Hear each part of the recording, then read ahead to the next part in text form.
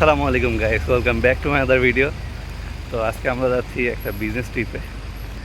আমাদের fake international businessman বানাইছে, তো এই জন্য সকালবেলা একটু ভাবসাব ধরে বের এলাম আর কি। তো চলেন শুরু করি আজকের ভিডিও। তো এখন ট্যাক্সিতে করে আমরা বের হয়েছি।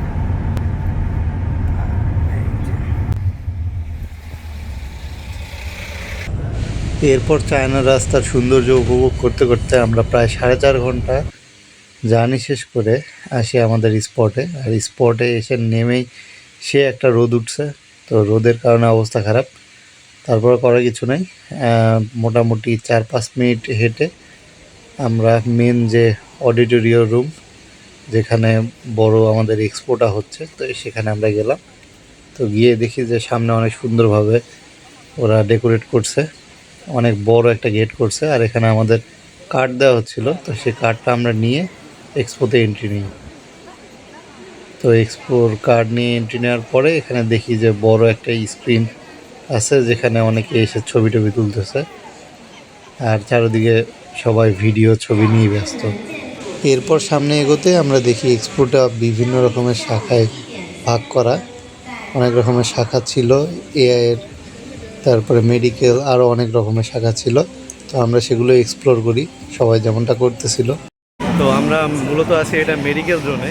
এই পাশটাতে নতুন নতুন মেডিকেল ইকুইপমেন্ট যেগুলো আবিষ্কার হয়েছে, এই টাইপের জিনিসপত্রগুলো এখানে দেখাইতেছে, মানে পুরো এক্সিবিশন আর কি।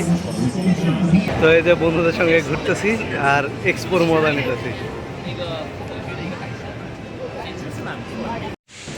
এরপর আরেক পাশে গিয়ে দেখি বাথরুম পরিষ্কার করার নতুন মেশিন আবিষ্কার করছে, যেটা দিয়ে আপনি কোনো কায়িক পরিশ্রম ছাড়াই বাথরুম পরিষ্কার করতে পারবেন শুধুমাত্র মেশিনের সাহায্যে। এটা একটা বাথরুম পরিষ্কার করার রোবটও বলতে পারেন, সেন্সরের মাধ্যমে চলতেছে। তো এটা নিয়েও একটা ভিডিও দিব ইনশাল্লাহ, যেটাতে ডিটেলসে থাকবে কীভাবে বাথরুম পরিষ্কার আসলে করতেছে রোবটটা। তো এরপরে আমার বন্ধু উঠে গেছে সাইকেল চালাইতে, আধুনিক সাইকেল, হ্যাঁ, ট্রেডমিল টাইপ সিস্টেম করছে এখানে। আপনার সাইকেল চালায় একটা রেসিং সিস্টেম করছে, তো যে রেসে আমার বন্ধু চাইনিজের সঙ্গে অলমোস্ট হেরে যায়। তো চেষ্টা করতেছে প্রচুর, ফার্স্ট টাইম, সো কন্ট্রোলে একটু সমস্যা হচ্ছিল। তারপরে ও যেহেতু হেরে গেছে, সো আমি বসছি চাইনিজের সাথে। বাঙালি বলে কথা, ছোট থেকে সাইকেল চালাই, আর যে সাইকেল রেসে হারে যাই তাহলে কি আর হয়। তো তারপরে আমি বসলাম, বসে সাইকেল পেডেলিং করলাম। আর এদের এইটার কন্ট্রোলিং সিস্টেমটা খুব একটা ভালো ছিল না, সো কন্ট্রোল করতে একটু সমস্যাই হচ্ছিল। আই থিঙ্ক এটাতে আরও একটু মডিফাই করা প্রয়োজন ছিল। যাই হোক, জিতে যাই। তারপরে এদিকে এসে দেখি যে এক সুন্দরী আপা রোবট নিয়ে খেলতেছে। হ্যাঁ, এটা মেবি কুত্তা ছিল, কুকুর, রোবট কুকুর। তো যাই হোক, উনি হাত দিয়ে ইশারা করে রোবট চালাইতেছিল। তো আমরা পাশ থেকে ওটা দেখি আর এনজয় করি। দেন আরেক পাশে গেলাম, গিয়ে দেখি যে ওখানে কাপড় পরাই দিতেছে এআইয়ের সাহায্যে।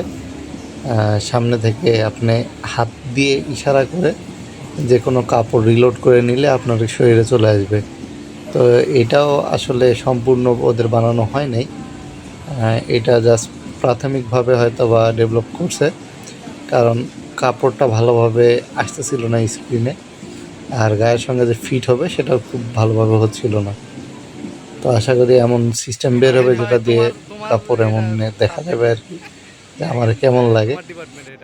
তো যাই হোক, তারপরে এদিকে আশেপাশে ঘুরে ঘুরে দেখতেছিলাম আশেপাশে কেমন কী সব ছিল। তো পাশে 3D ইফেক্ট দেখতে পাচ্ছেন আপনারা, এমন অনেক ধরনের নতুন নতুন আবিষ্কার বা নতুন নতুন যেগুলো সংযোজন সেগুলো নিয়ে চলতেছিল। তো এদিকে এসে দেখি যে এক সুন্দরী আপা মেকআপ নিয়ে লাইভ করতেছে, মেকআপ ওষুধ বিক্রির মতো বিক্রি করতেছে। তো ওটা স্কিপ করলাম, করে এদিকে এসে দেখি এক কাকু বিক্রি করতেছে ব্রেসলেট। আসলে এই ব্রেসলেটগুলো সুন্দর, এখানে খোদাই করে অনেক সুন্দরভাবে ডিজাইন করা ছিল। তো এটাও স্কিপ করলাম আমরা। তারপরে পাশে গিয়ে দেখি একজন মুরব্বি শুয়ে আছে, আর তার পিঠের উপর দিয়ে বুলডোজার চালানো হইতেছে। আসলে এটা বুলডোজার না, মাসাজ মেশিন। তো এটা আধুনিক মাসাজ মেশিন দিয়ে কেমনে মাসাজ করতে হয় বা কেমনে মাসাজ হয় সেটাই ওনারা দেখানোর চেষ্টা করতেছিল। তো আমরা পাশে দাঁড়িয়ে ওটাই উপভোগ করলাম।